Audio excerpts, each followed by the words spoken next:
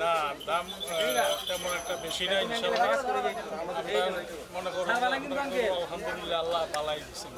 আল্লাহ পাক আমাদের যেটা রাখছে সেটাই হয়েছে আল্লাহ আল্লাহকে শুকর আলহামদুলিল্লাহ আমরা কিনা খুশি উনি দিয়েও আমাদের খুশি ওর গঠন কালার চুজ তোমার পছন্দ হয়েছে ভালো লাগছে বাজার অবস্থা বললে এমনি লামসাম করে বেচতেছি কবে আসছেন গরু নিয়ে কালকে কয় পিস কত পিস 12টা এই পর্যন্ত কয়টা বেচা হয়েছে সামান্য ওই 500 1000 2000 মধ্যে এই লাভ করে দিয়ে দিচ্ছি এই পাবনা এই দুটো 5,80,000 কোন জায়গা থেকে আসছেন ওয়ারি থেকে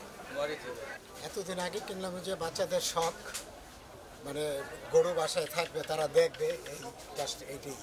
বাজারের অবস্থা তো আর ওরকম ঘুরা দেখি নাই এখানে দেখছি মানে দামের সাথে মিল হয়ে গেছে নিয়ে নিচ্ছি আমাদের কাজই হলো গরু বেচা আমি সবসময় বেশি যাচ্ছি আমার গ্রাম লাগবে আমার ব্যবসায়ী এটা কোন জায়গা থেকে আসছেন আমার বাড়ি কুষ্টিয়ায় কুষ্টিয়া থেকে কাস্টমার খুশি দেখলে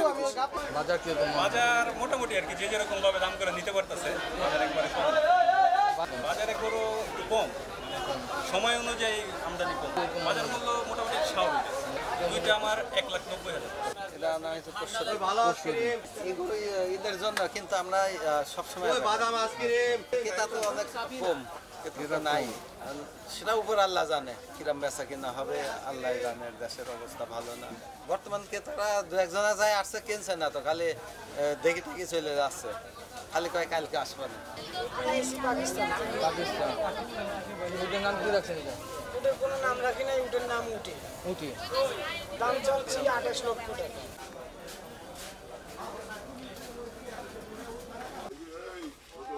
আর ওই তো শুরু